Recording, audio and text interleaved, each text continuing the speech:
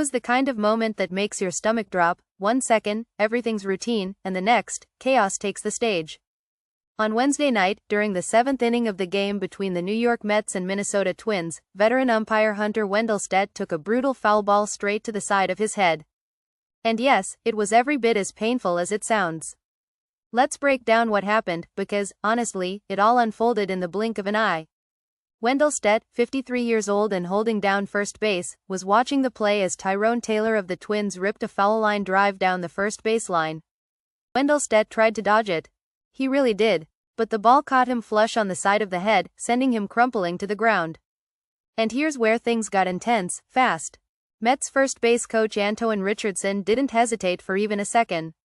He started frantically waving toward the Twins' dugout, urgently calling for medical help. No one waited for an announcement. No one stayed seated. The trainers bolted across the field like they were responding to a fire alarm, immediately tending to the downed umpire. For about a minute or two, the stadium held its breath. Silence.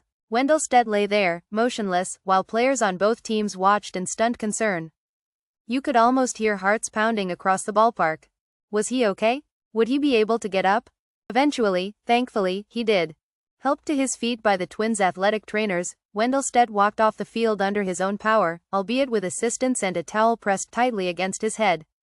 No dramatics. No fist pumps. Just quiet resilience. And you know what? That's what pros do. They take the hit, get up, and move on, even when it hurts like hell. But the game?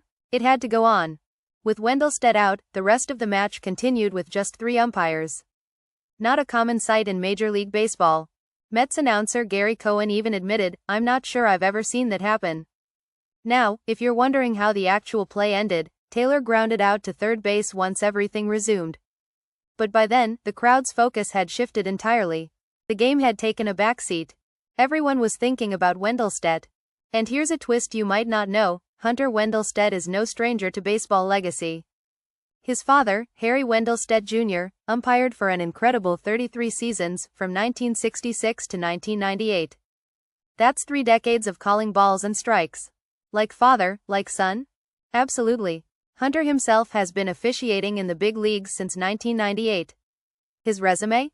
Impressive. 1 All-Star game. 1 World Series. And now, 1 scary but memorable moment under the lights in April.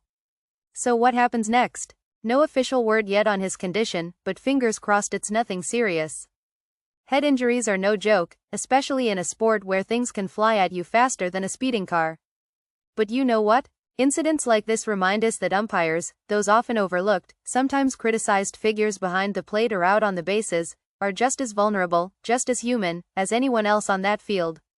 So next time you feel like yelling at the ump, maybe pause for a second. Because whether they're making a tough call in extra innings or taking a foul ball to the face, they're out there putting their safety on the line to keep the game going. And that, if you ask me, deserves a whole lot of respect.